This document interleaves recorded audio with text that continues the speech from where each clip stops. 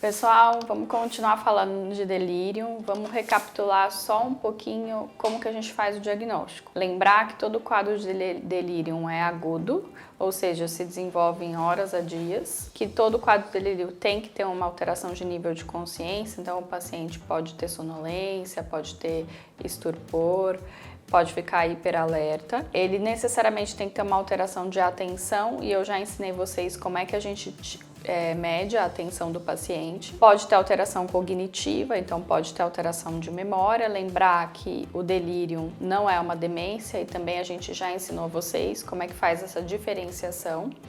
E os pacientes com demência têm mais chance de ter delírio. No delírio, a gente pode ter o paciente que flutua ao longo do dia, então ele de dia pode estar sonolento, à noite agitado. E lembrar que o delírio é sempre causado por uma alteração orgânica, ou seja, o paciente tem algum estímulo físico, uma doença, uma infecção, um distúrbio metabólico que pode estar causando isso. E hoje nesse vídeo a gente vai falar sobre quem tem mais chance de ter delírio, quem são esses pacientes que chegam no hospital, quais são os fatores que influenciam para o paciente ter delírio. Vamos começar?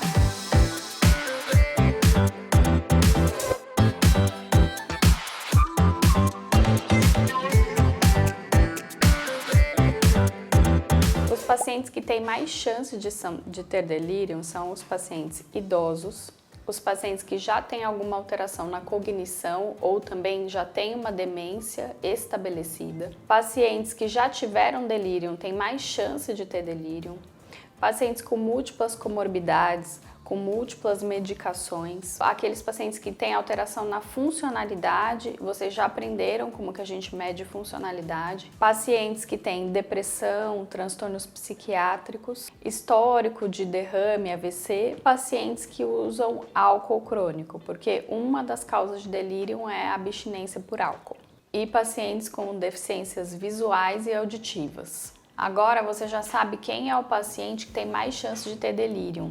Chegando esse paciente para você, você vai tentar identificar a causa. No último vídeo, a gente deixou uma lista de exames que sugerimos para você pedir para a investigação do delírio. Mas você sabe quais são as principais causas de delírio? As principais causas são infecções, distúrbios tóxico-metabólicos, por exemplo, uso de drogas, alteração de sódio, potássio, ureia, creatinina, uso de sondas vesicais, de sondas nasoenterais, restrição física. Então, na verdade, quando a gente restringe o paciente mecanicamente, com aquelas contenções mecânicas, a gente está piorando e postergando o quadro de delírio dele. Medicações sedativas, traumas, cirurgias, internações em UTI.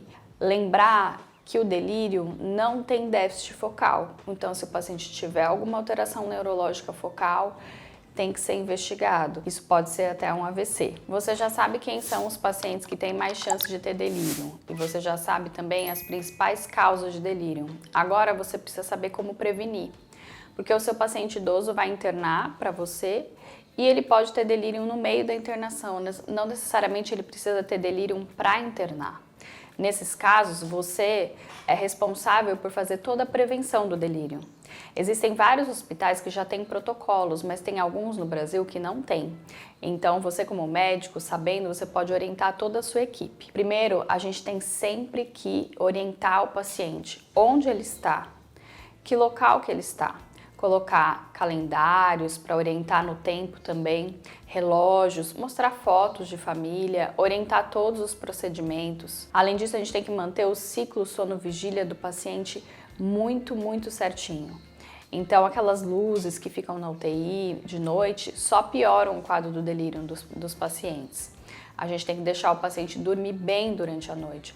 E durante o dia, a gente tem que fazer uma estimulação cognitiva, ou seja, receber visitas de familiares, fazer algumas atividades simples, por exemplo, uma leitura, se o paciente conseguir, porque dessa forma a gente deixa o cérebro ativo durante o dia e de noite ele descansa. Além disso, a gente tem que lembrar de trazer os óculos e as próteses auditivas dos pacientes. Lembram que isso é um fator predisponente para o delírio. Outro ponto importante é que o paciente idoso, quando ele acaba de internar, a gente já tem que pensar na mobilização precoce dele. Então, quando que esse paciente vai sair do leito? Quando que ele vai sentar fora do leito? Quando vai iniciar a fisioterapia motora? Isso porque previne muito o delírio, além de tratar também. Para a prevenção do delírio do seu paciente, você tem que evitar a infecção, evitar que ele fique desidratado, evitar que ele fique hipoxêmico. Dessa forma, a gente está cuidando bem dos nossos pacientes e evitando que ele tenha quadros confusionais durante a sua internação. Evite também que o seu paciente tenha dor. Lembrar que os opioides são medicações que predispõem ao delírio. Porém, passar dor também predispõe ao delírio. Então, pese o risco-benefício. Caso precise de um opioide, dê o opioide. E aí você vai me perguntar, qual o remédio que eu dou para prevenir o delírio quando eu internar o meu paciente idoso? Hoje, não existe nenhuma evidência de medicação que previne delírio. A gente sabe que no delírio existe uma deficiência de acetilcolina, porém, já foi testado medicações que aumentam a acetilcolina e mesmo assim não teve benefício. Preste muita atenção nessa parte do vídeo. A gente vai passar por todas as medicações que predispõem ao delírio. Quando o seu paciente internar, revise toda a prescrição, veja se é possível retirar alguma medicação dessas que predispõem ao delírio. Além disso, vai ficar uma dica para o próximo vídeo. Quando se fala de tratamento de delírio, a gente também revisa essas mesmas medicações. Medicações analgésicas, as morfinas, Tilex, que é a codeína, o tramadol, mas o pior mesmo é a meperidina, a chamada dolantina no Brasil. Anti-inflamatórios não hormonais, por exemplo, diclofenaco, aspirina, ibuprofeno, usamos muito isso na nossa prática. Corticoides, antibióticos e antivirais. E aí vai uma lista enorme. Aciclovir, aminoglicosídeos, por exemplo, amicacina, gentamicina, anfotericina B, cefalosporinas, muito usadas, por exemplo, a cefuroxima, o ceftriaxone, que é o chamado Rocefin, fluoroquinolonas, que são a levofloxacina, a ciprofloxacina, por exemplo, e essas a gente tem que ficar bem atento, isoniazida, interferon, linezolida, macrolídeos, por exemplo, a azitromicina, metronidazol, ácido nalidíxico, penicilinas, e aí é uma lista enorme que vocês já estão cansados de conhecer, por exemplo, a amoxicilina, a rifampicina e as sulfonamidas, por exemplo, o Bactrim. Medicações anticolinérgicas, por exemplo, a atropina, que a gente usa para pacientes em cuidados paliativos, e além de todas as medicações que têm efeitos colaterais anticolinérgicos que a gente já falou em outro vídeo. Agonistas dopaminérgicos, a amantadina, a levodopa e o pramipexol, que são todas medicações usadas para Parkinson, ou também o pramipexol para síndrome das pernas inquietas. Medicações gastrointestinais, os antieméticos, os antiespasmódicos, a loperamida, que é o Imosec. Lembrar de perguntar para o paciente sobre ervas, por exemplo, a valeriana também é uma erva muito usada no Brasil para acalmar. Medicações hipoglicemiantes, os hipnóticos e sedativos, e aí entra os barbitúricos, por exemplo, o fermobarbital, e aí vem a parte mais importante do vídeo, que são os benzodiazepínicos. Eles pioram o delírio e predispõem o delírio, só que ele ainda é muito usado para tratar o delírio.